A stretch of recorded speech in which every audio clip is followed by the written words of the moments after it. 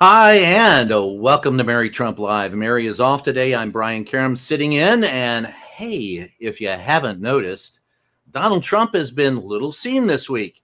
He made a fool of himself on CNBC, danced on the White House roof, both on Tuesday, and ran away from a presser.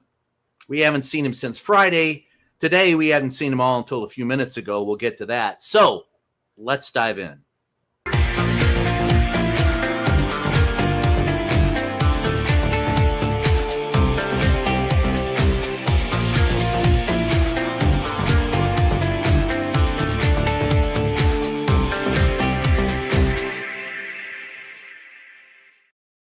Hey, and welcome. I want to thank everybody for joining us.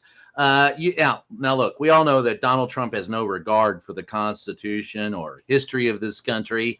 He doesn't really care about rights or any kind of legal precedents. He just wants power and money, and he doesn't want to go to jail. But reports are emerging that sections from the official Library of Congress online Constitution are now missing.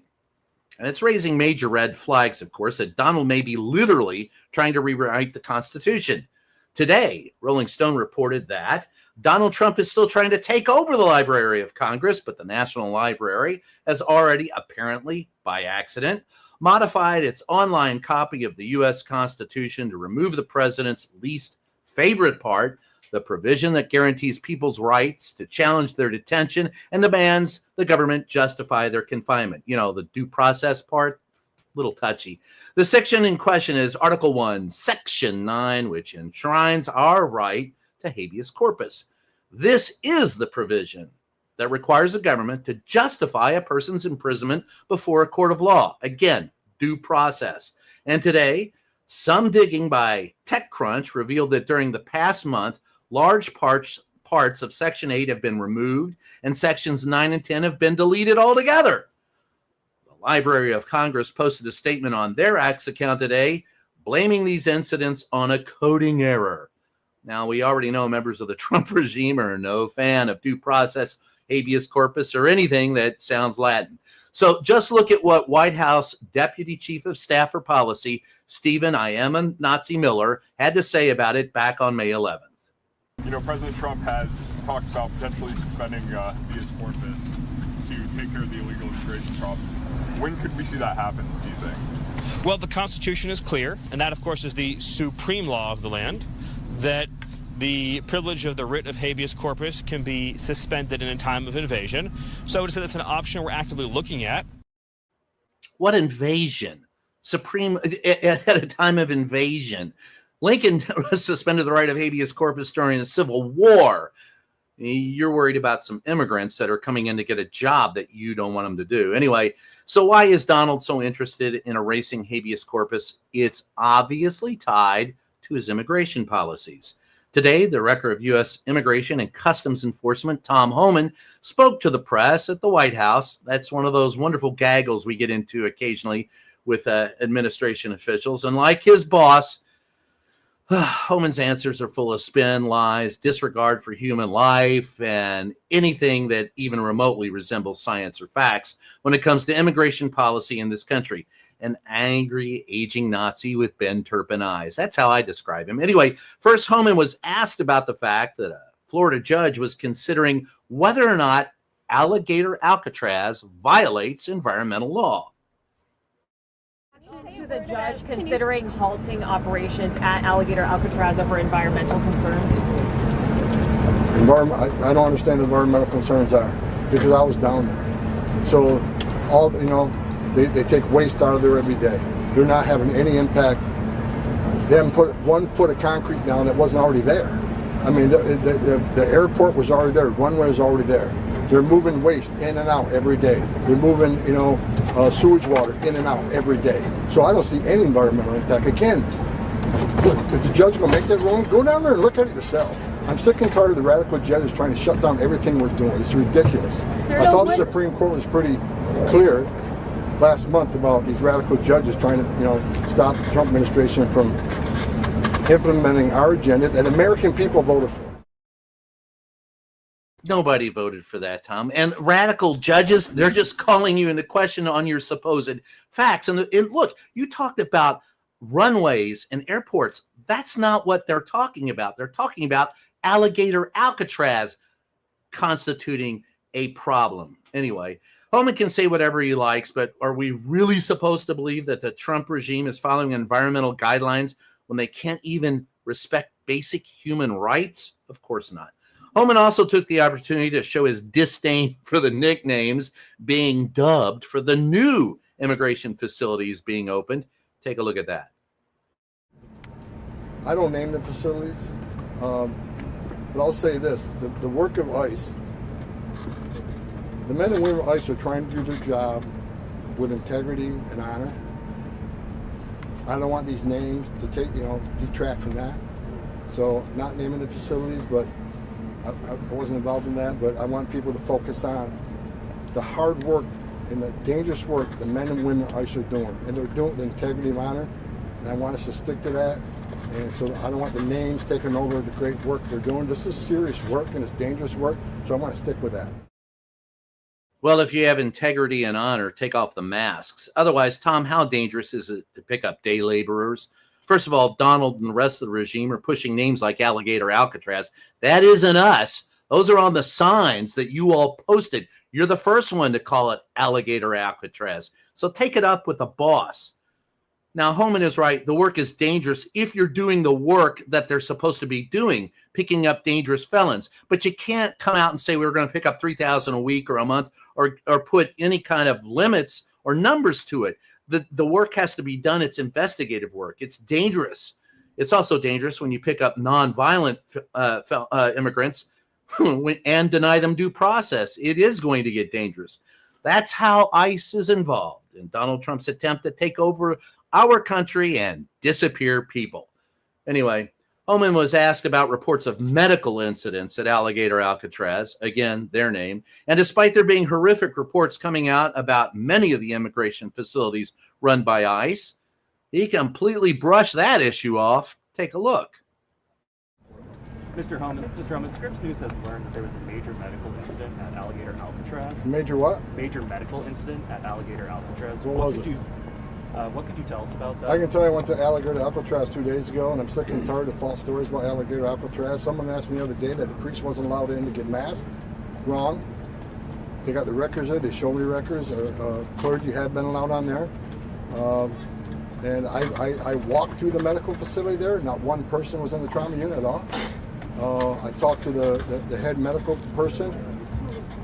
Shared with me, what they're getting is some people don't, a stomach ache or nothing serious has happened there. And if something serious is happening, they got a helicopter right there to take people to the nearest trauma center. So what I saw was a well-run facility. God, this is one gaggle. I wish I had been there. I don't really like Homan too much, but let's hold him accountable. He never answered the damn question. You could be there all you want. That doesn't mean that, what was reported to have happened didn't happen. Just means you didn't see it. And by the way, if you can't get medical service, let's face it, what we're looking at isn't a detention facility. It's a concentration camp. And that's what Alligator Alcatraz is. Meanwhile, following up on reports that deportees will be sent to Rwanda, Homan had a non-answer, giving us little insight into what's to come or who's going to go to Rwanda. Take a look. Deportees to be sent to Rwanda. I missed the question. When can we expect the first deportees to be sent to Rwanda? Working on it. We're working on it. How about you work on the English language and some logic? Anyway, let's change that. I get tired of Tom Homan. Let's shift to a story about resistance to Donald's agenda. That would be the Texas Democrats. I would say brave Texas Democrats, but to be a Democrat in Texas, you kind of have to be brave. They're daring to defy Donald and his hostile takeover of Texas, and they're holding out on their return to the state. As you remember, they have fled the state so they could disrupt a quorum and not vote in some gerrymandering. They're facing greater threats than ever before. Today, their hotel in Illinois had to be evacuated due to a bomb threat early in the morning. Local law enforcement luckily found no device, but the safety of the Democrats, we're calling this doxing, has been called into question as Republicans ramp up rhetoric that the Democrats should be punished. Texas Attorney General Ken Paxton, for one, threatened to hunt down the Democrats who are simply trying to save their state from being gutted by gerrymandering redistricting. And hunting down in Texas has a particular onerous smell about it. And you know, I would say go to Crawford Ranch or maybe go hunting with Dick Cheney on one of those canned hunts if you want to know what hunting down means in Texas. The facts show that there isn't a law on the books that the governor or the AG could use to arrest those who have left the state. But they have inherited Trump's intimidation tactics as they try to steamroll the Democrats and remove any dissent from the state from the MAGA party wants and needs. What can I tell you? Having lived in Texas, this doesn't surprise me. I can only tell you that the quality of representative in Texas has gone far down in the last 30 years, and to the point where you have to wonder whether it's snails, slugs, or perhaps incoherent. I'm not going to go there. Anyway, the facts show that the Democrats are calling out Republicans for this rhetoric, blaming them for the threats of violence, but they're still refusing to back down, which is a good thing. Texas State Representative John Boosie III said on Twitter, quote, "This is what happens when Republican state leaders publicly call for us to be hunted down. Texas Democrats won't be intimidated." Now we'll shift from Texas accents to a parched demon voice. That's right. Time to talk about Health and Human Services Secretary Robert F. Kennedy Jr., or as I like to call him, Worm in the Head Kennedy. Yesterday, the HHS announced it's canceling almost $500 million in mRNA vaccine development funds. I can't make this stuff up. The cuts are occurring to the Biomedical Advanced Research and Development Authority. And here's what Secretary Kennedy had to croak about the matter in a video posted the same day. Over the past few weeks, BARDA reviewed 22 mRNA vaccine development investments and began canceling them. Let me explain why. Most of these shots are for flu or COVID, but as the pandemic showed us, mRNA vaccines don't perform well against viruses that infect the upper respiratory tract. Here's the problem. mRNA only codes for a small part of the viral proteins, usually a single antigen. One mutation and the vaccine becomes ineffective. After reviewing the science and consulting top experts at NIH and FDA, HHS has determined that mRNA technology poses more risks than benefits for these respiratory viruses. What risks? What risk? You have no clue. This is so full of crap. Anyway, a New York Times article said that. And that ran this morning, quoting the director of the Pandemic Center at the Brown University School of Public Health. Jennifer Nuzzo said, quote, "By issuing this wildly incorrect statement, the secretary is demonstrating his commitment to his long-held goal of sowing doubts about all vaccines. Had we not used the life-saving mRNA vaccines to protect against severe illnesses, we would have had millions of more COVID deaths." Folks, that's a fact. And I will remind you that during the first Trump administration, he advocated those mRNA vaccines. In fact, I was there and asked him that question, that very question, on the tarmac outside of the Oval Office, as he was in his, one of his chopper talk sessions, where he said there were no deaths and there weren't going to be any deaths because we were so on top of it. So back then, he was touting the mRNA vaccines, at least briefly. Terrifying to think what the next pandemic will look like with this guy. Now, speaking of things Donald is bad at handling, boy, there's an open line I'm not going to touch. Let's talk about the Epstein scandal. In a breaking story, senior Trump administration officials are gathering at Vice President J.D. I Love My Sofa Vance residence this evening to discuss several pressing matters, the most pressing being the Jeffrey Epstein case. Attorney General Pam Bondi, Deputy Attorney General Todd Blanche, and White House Chief of Staff Susie Wiles are all rumored to be attending. The group will supposedly discuss several topics, but with the Epstein scandal still fresh in their minds, they're going to have to talk about that. And while Donald's staff talk strategy, Republicans are starting to try a new one of their own to get the public to trust Ghislaine Maxwell. Take a look at what Speaker, and I use this term affectionately, Mike Johnson told NBC News last week. Let me move on to Ghislaine Maxwell. As you know, Mr. Speaker, the Deputy Attorney General spent 2 days interviewing her. She, of course, has been convicted of grooming, recruiting, abusing young teenage girls, along with Jeffrey Epstein. Mr. Speaker, Maxwell's attorney said she answered all questions honestly and truthfully. But do you think that Ghislaine Maxwell can be trusted? Well, I mean, look, it's a good question. I hope so. I hope that she would want to come clean. We certainly are interested in knowing everything that she knows. And as you'll note, in our House Republican majority, we're working towards that. Chairman Comer and our Oversight Committee has already issued their own subpoena. They want to bring in Ghislaine Maxwell as well. I hope she's telling the truth. She is convicted. She is serving a 20-year sentence for child sex trafficking. And so her character is in some question. But if she wants to come clean now, that would be a great service to the country, and we'd like to know every single bit of information that she has. I certainly hope she's telling the truth. Her credibility is in question. She's a convicted felon. She profited off of trafficking. She set up the young girls that were abused, and she, by the way, participated in the abuse. Why would you expect her to tell you the truth? Is she going to incriminate herself further? I don't know. But how convenient. Maxwell is now trustworthy and able to do a great service for our country and can, in other words, clear Donald's name. Let's be blunt. Even MAGA doesn't trust her. No one in this country wants to see a sexual predator who aided and abetted the most infamous trafficker of young females since the Emancipation Proclamation became law. No one wants to see that person get a pardon. Sorry, shouldn't happen. Anyway, Trump was on to some really important things today. In case you missed it, at the end of the day, like I said, he was in the Oval Office talking about gas prices. Of course, it's no longer $1.99 that's the lowest. It's up to $2.45, Donnie. And according to Donald, and apparently he's looking to get a job as a television host. Take a look. I've got an entertainment-based question for you. A few weeks ago, Stephen Colbert announced that he was leaving his show. Howard Stern announced that him and Sirius XM Radio are parting ways. Do you think the hate Trump business model that's been in the entertainment business is going out of business because it's not popular with the American people? Well, it hasn't worked, and it hasn't worked really for a long time, and I would say pretty much from the beginning.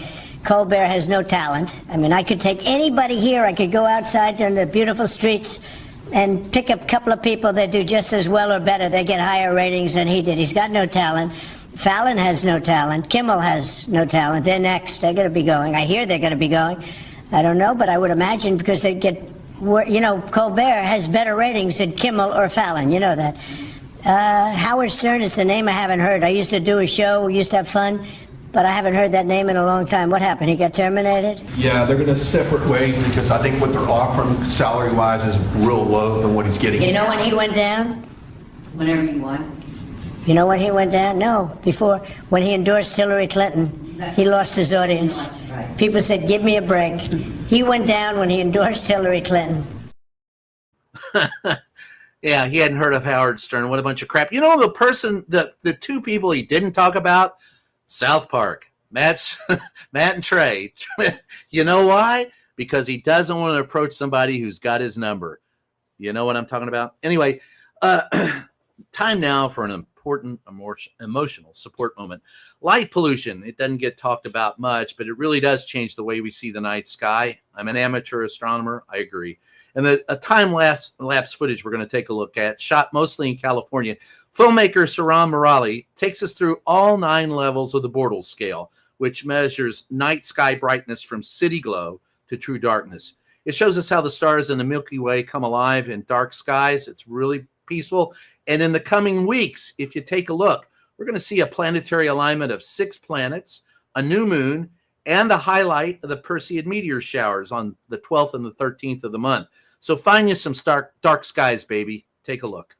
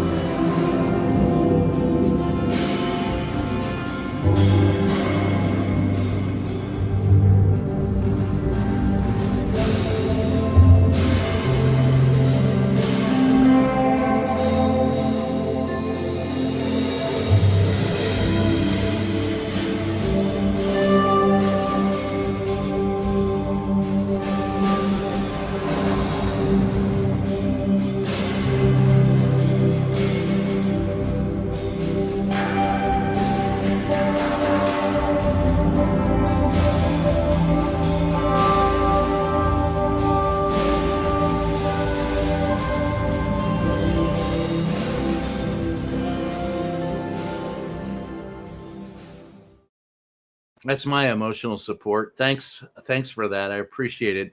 I'd like to go to letters now, or your comments. Midas Cheryl gifted 1 Mary Trump Media membership. Thank you, Midas Cheryl.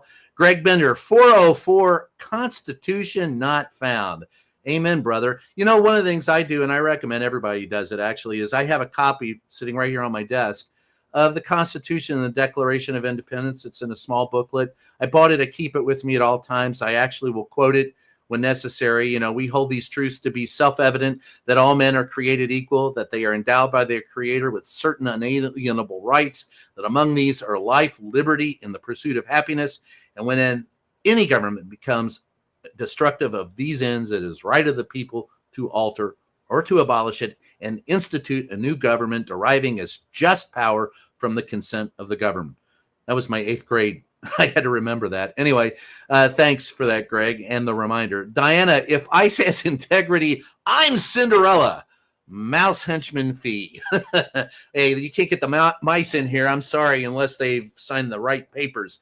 ICE has, look, there are some, let me clear that up. There are some members of ICE that I know and have known for years that actually do their job. What they were doing about getting violent criminals out of the country, that's a legitimate concern. Violent criminals anywhere are a legitimate concern. But you can't put a quota and say, all right, roust up 30,000 or 3,000 a month or whatever, and then actually do the job you're supposed to do. You end up destroying the Constitution and civil rights by doing that. The people who are dangerous are not easy to find. So you can't go to the grocery store. You can't go to the open air market. You can't go to places where day laborers are. That's not where the dangerous criminals are. It takes real investigation. And for those people who do that job, I tip my hat to you. For those who are rounding up individuals for no reason at all, I have no respect for that. And I would not do that job. If that's what they told me my job would be to do, and I was a member of ICE, I would quit, and I would make a public stink about the fact that they have subjugated the Constitution. Just me. Barbara Schmaltz, member for 2 months. RFK Jr. is a creep. He's not even liked well by his family. But what I find most disgusting about the man with a worm in his brain is that he completely rejects science. And I don't like the people who also say science is wrong. It's always getting it wrong. It's always got to change its story. That's science. Science isn't an end. It's a means. It is, testing information, vetted factual information. That's what journalism is supposed to be, using the scientific method. We communicate with people. When we find out we make a mistake, we correct ourselves. That's what science does. Many years ago, everyone thought that the sun revolved around the earth. And then, of course, it cost some people dearly to say otherwise.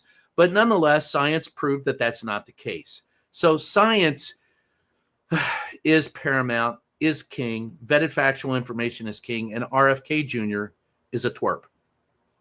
Just my thoughts. Anyway, Lady Di in Nevada gifted 5 Mary Trump Media memberships. Thank you, Lady Di in Nevada. Mary Baca, member for 2 months. Think the worm got into RFK's vocal cords.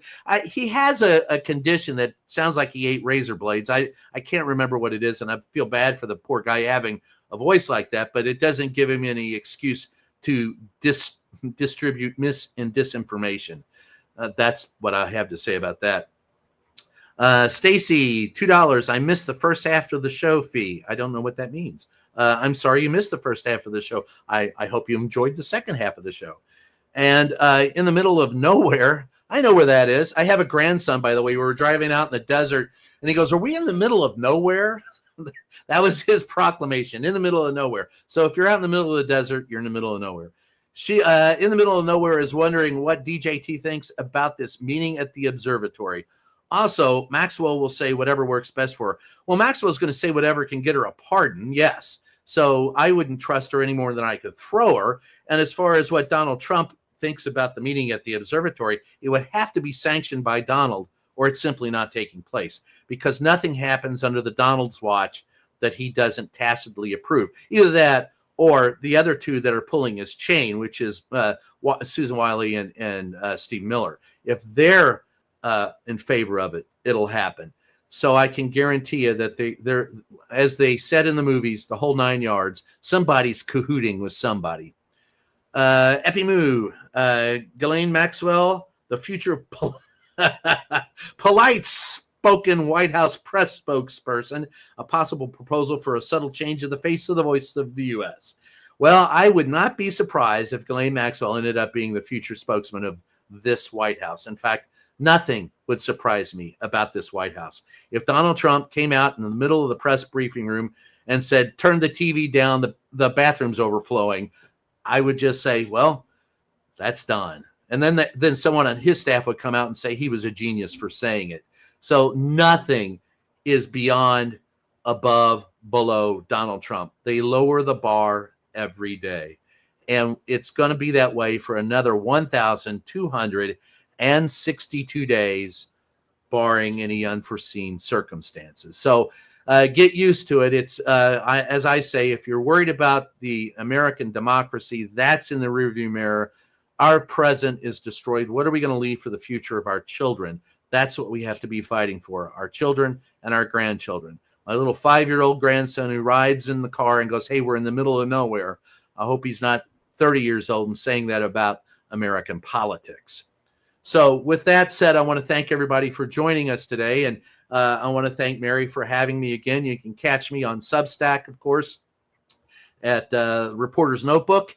And I want to thank all the moderators for a fantastic Oh, I'm sorry I was late. Hands yellow, heart red. I'm not sure what that means, but I will go with it. Hands yellow, heart red. I saw super sticker member for a month. There you go. And Sammy Carter, thanks for that. I again want to thank everybody. It's on my podcast is called Just Ask the Question, in its 7th year, talking about the press and politics. And of course, join Mary here. Hit the like button down below and subscribe to Mary Trump Media for more. Thank you guys for joining us.